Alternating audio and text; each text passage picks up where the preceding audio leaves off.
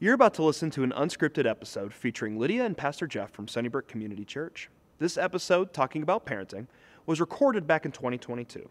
We are re-releasing all 10 episodes to go along with our new series called Parenthood. Feel free to follow along with our discussion guide, which you can find in the description of each YouTube video, or you can grab one from the lobby at Sunnybrook. We hope you enjoy this episode. You are listening to the Sunnybrook Unscripted podcast, where we talk real life, answer hard questions, and take a deeper, practical look at the topics we talk about on a Sunday morning. To learn more about Sunnybrook Church, including our Sunday gathering times and opportunities throughout the week, visit us online at sunnybrookchurch.org.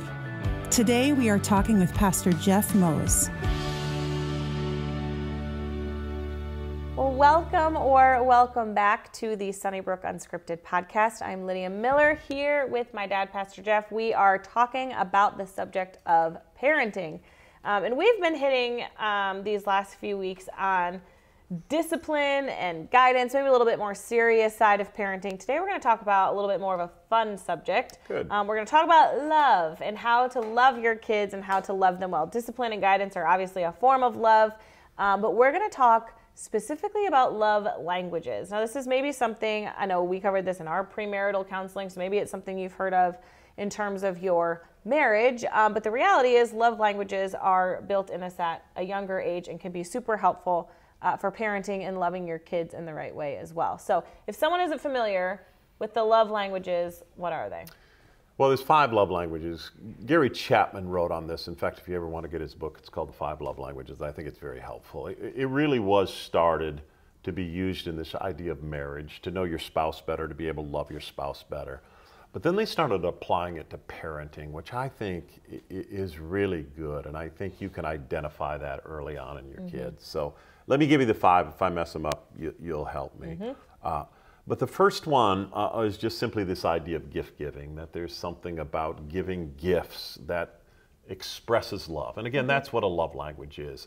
How do I best feel loved? So you're my child, mom's my wife, so the question becomes, what for them, what for you makes you feel most loved? So one of the languages is gift giving. The second one I'd talk about for a minute is encouraging words. So when I say words of affirmation or those kinds of things, that is somebody's love language. Well, I feel most loved when they pay compliments, when they notice things about me. The third one is physical touch, which when I put a hand on your shoulder, or I hold you or hug you or give you a kiss on the cheek if you're my kid or wife, then there's a sense in which, boy, that for them, this idea of physical touch and closeness. You ride with your arm around your spouse while you're driving in the car, being close together, sitting on the couch together. That makes them feel most loved. The other one is what I would call quality time, which means in a sense, you know, when I spend time one-on-one, when nobody else is around but me and you as a child or as a spouse, just having your full attention on me speaks love more than anything else. And then the last one is just what we'd call acts of service. This happens to be your mother's, so we could talk a little bit about this. But since early on, if I would ever, you know, be at home with the kids and she'd be out for the night, I knew that if I cleaned up the house... Now, did you clean up the house or did you have us clean up? I think that's still a mystery that I'd like to keep as a mystery. But that was her love language, and I knew it. It meant the world to her. If I would do the dishes, unload the dishwasher, if I would, clean the house, vacuum, make the bed, those kinds of things, that just spoke volumes to her. You know, I could give her encouraging words, it went right over her head. I remember her telling me early on in our marriage, she never liked flowers, so you know, gift giving did not work for her. But acts of service, doing things that they want done means a lot to him. So those are the 5 love languages, if you will. And you just have to search through, I think, both your spouse in conversation and your children and say, you know, how can I best communicate love to you? Because obviously we love our kids, we love our spouses, and we want to figure out how to communicate that. I think the experts would say that at about age 7, you can clearly tell in a child what their love language is. In all honesty, I think I can see it earlier. In fact, if I could just share about your boys last night. We took them, we have this little golf cart, we took them in the golf cart last night, and we do what we call, Leo loves it, so does Knox, but this idea of finding ground squirrels. So we go through a park where ground squirrels are everywhere and we chase them. It's just their fun thing to do. But have you ever seen Pastor Jeff running through a field? Yeah, that's right. If you see me in my golf cart running through a field, I'm after ground squirrels.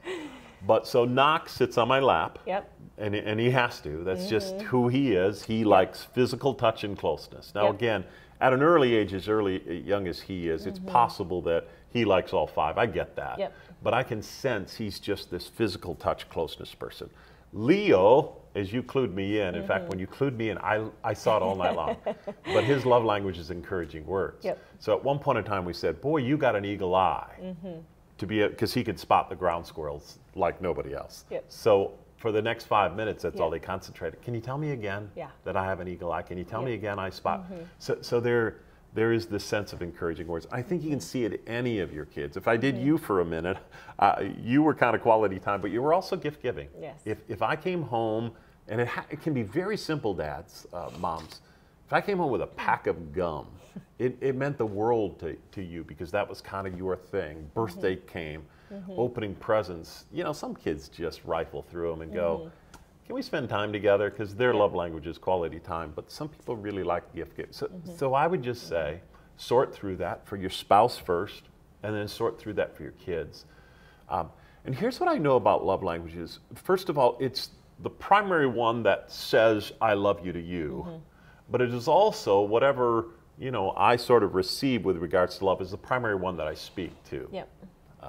So whatever your gift, of receiving love is, it's probably the one that you most often give to other people as well. And it's important to be intentional about that, because that is always my default. My love language is gifts, so if anyone wants to bring me anything, feel free. But I also then express my love to people in that way. If I want to show a coworker that I appreciate them, if I want to show someone that I care about them, I express it the way that would make me feel most loved. But it's not going to be... Not necessarily. And again, you can't know that in every relationship. But I would say we should speak all 5. I think all 5 have some roots in the New Testament and who Jesus was. But there's a sense in which, especially for those who are close to me, I want to know. It can be as simple as, can you tell me what makes you feel most loved? Let me just give you the 5. There's a quiz you can actually take that helps narrow that down for you. But I think it's just a good thing to know of the people who are close to you. Because I don't want to be spending money and giving flowers as somebody goes, listen, you could throw those flowers away. Would you clean the house? Yeah, I think that's good. So let's talk about, can you teach your kids the love languages then as well? So for example, can I teach Leo what Knox's love language is, so that when it comes to Knox's birthday or in a moment that we want to appreciate him, that Leo can express it in that way? Absolutely. In fact, I think you should. Again, biblical ethics, as we talked about before, is always other-centered, and you want your kids to get to that point. I'm concerned, and let's not talk about this too much, because I don't want it to sound like I'm so mad at the generation behind me, but I think it's just an overcorrection. It's this sense in which now we have put our kids, and I talked about it before, in the center of our universe, and everything revolves around them. We call it child-centered parenting, and literally it's all about them. Then you come to a birthday, and it's the birthday of a sibling, and some parents give gifts to the siblings because they don't want them to feel left out, or those kinds of things. I think just the opposite should take place. We should say to our kids, listen, today is Leo's day. We are celebrating Leo. I'm not giving a gift to Knox. And Knox, I want you to be encouraging toward your brother today, because we want to move them toward being other-centered. And I think that's why we should learn what their love languages are, speak to them in that, teach siblings to do it, because it's not constantly about them. think one thing, if you're listening in and hasn't been something that you've maybe been familiar with, you can look up those love languages online. I think something that would be maybe helpful tonight, sit down with your spouse and talk through what each other's love languages are, but then go through your kids. Trent and I had a fun time talking through our boys and just how we think that they each receive love, but then how we can intentionally love them, because I think that's a really important thing to do as a parent. Yeah, and there's even a quiz online. If you just Google love languages, you can take a quiz to figure yours out. Your spouse can pick. You can have your kids do it. It can be a fun exercise to do together as a family. Love that. Finding ways to be more intentional with our love for one another. Well, thank you for joining us this week. We'll be back again next week with more on the subject of parenting. If you are encouraged by today's talk, be sure to rate us and hit subscribe on iTunes, Spotify, or wherever you stream your podcasts.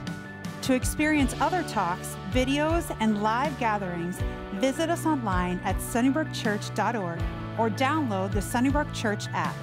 And again, thanks for listening to the Sunnybrook Community Church podcast.